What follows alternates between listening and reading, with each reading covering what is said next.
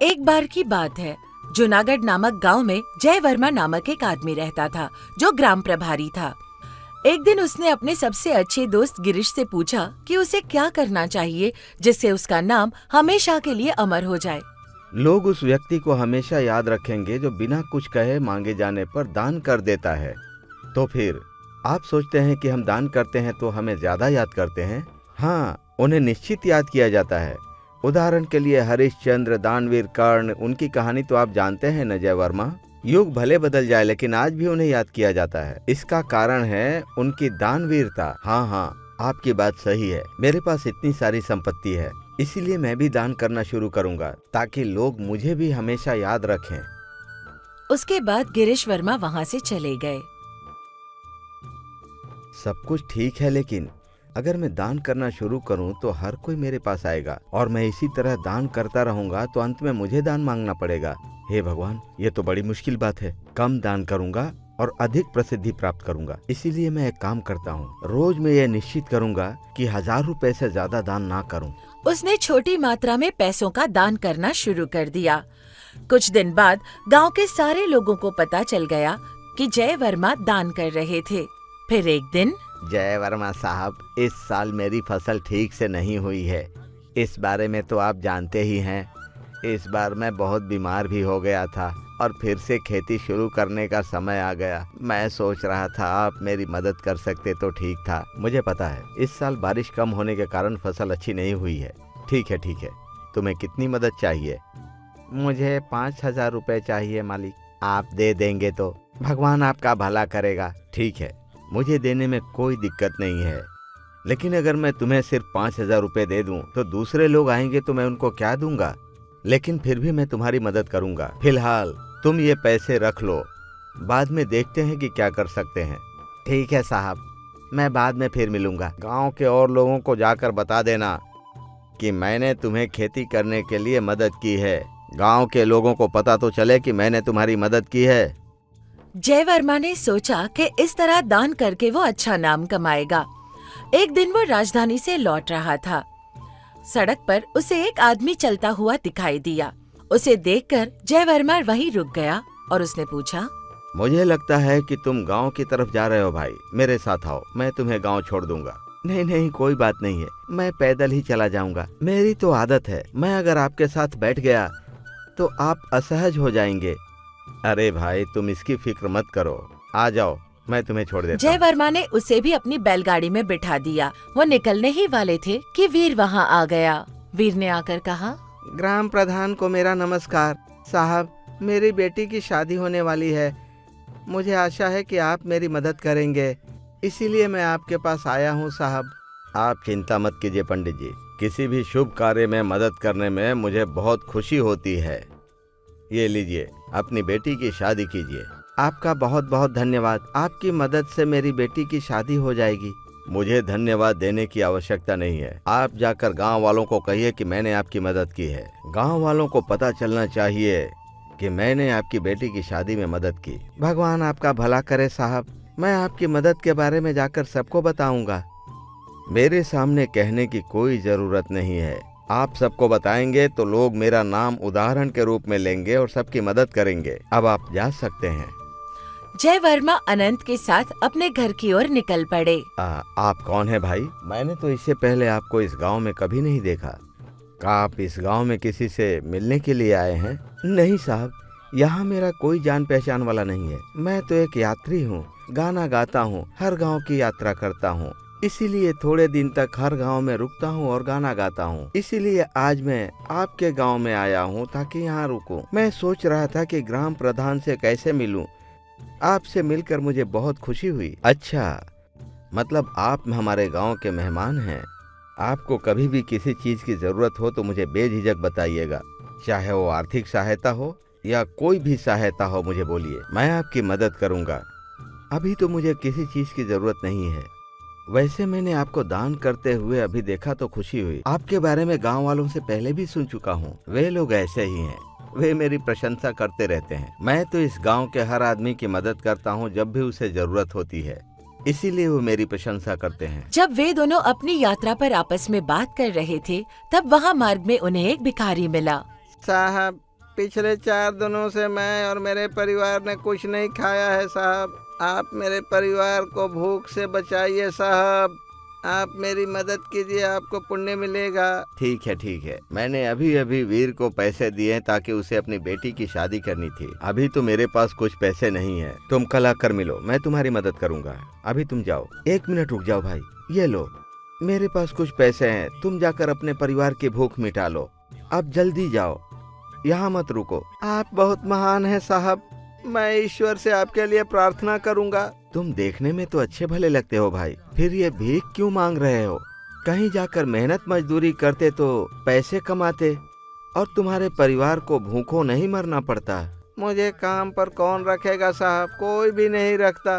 क्यों नहीं रखेगा? कल मेरे पास आना, मैं तुम्हें काम दिलाऊंगा। आगे से भीख मत मांगना। भिखारी के जाने के बाद जय वर्मा ने अनंत से कहा, ये लोग नहीं बदलेंगे, मैं चाहे कितना भी बोलूं। अगर वो मेरे पास काम करने आएंगे तो मैं ना बोलूंगा क्या? काम करने के लिए कोई नहीं आता, पैसों की जरूरत हो तो मांगने चले आते हैं। आप ऐसे किसी की मदद मत कीजिए, नहीं तो सबको मांगने की आदत पड़ जाएगी।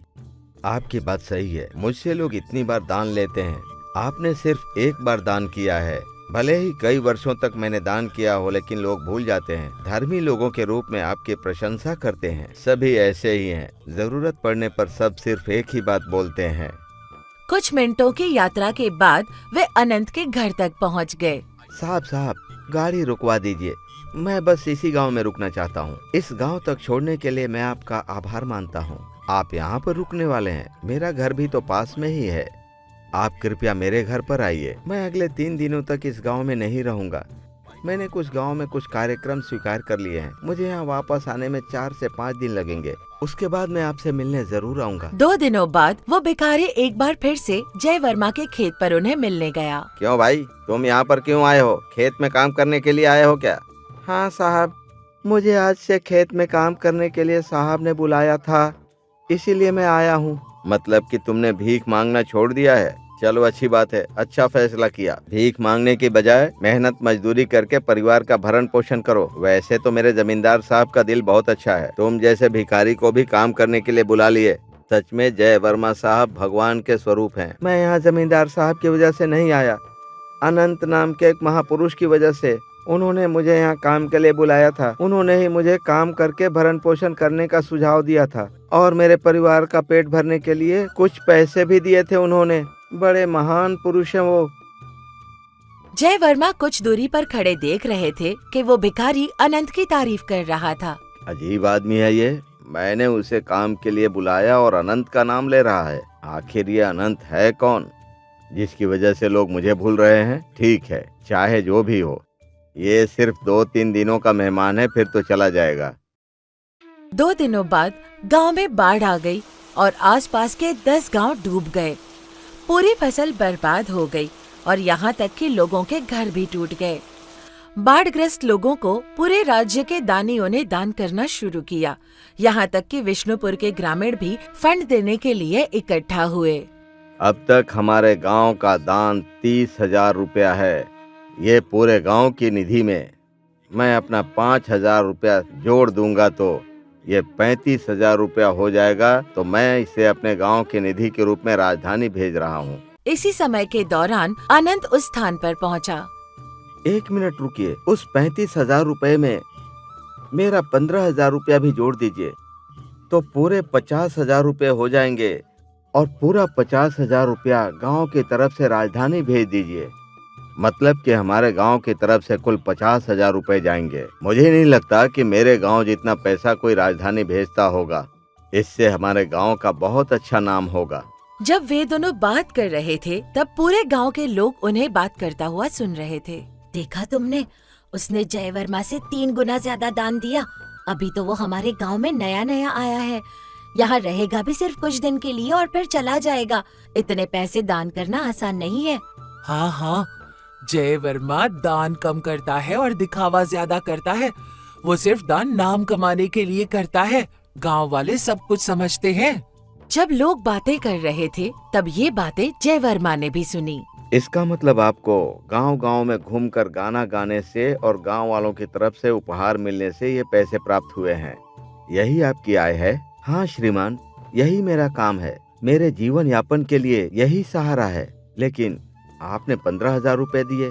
क्या आपको इतने पैसे मिलते हैं? इतने सारे पैसे नहीं मिलते हैं। मैंने बहुत समय से बचत करके रखा था। मैं अलग अलग जगहों पर जाकर गाना गाता हूँ और थोड़े थोड़े पैसे कमाता हूँ, लेकिन बाढ़ ने वहाँ के लोगों को बर्बाद कर दिया है। उन्हें सहायता की बहुत जरूरत है, इसीलिए मैंने अपनी सारी जमा पूंजी दान में दे दी। अगर आपने अपनी सारी जमा पूंजी दान में दे दी तो आपका खाना पीना कैसे हो पाएगा? अभी तो मेरे पास 200 रुपए हैं, 2 दिन के लिए काफी हैं।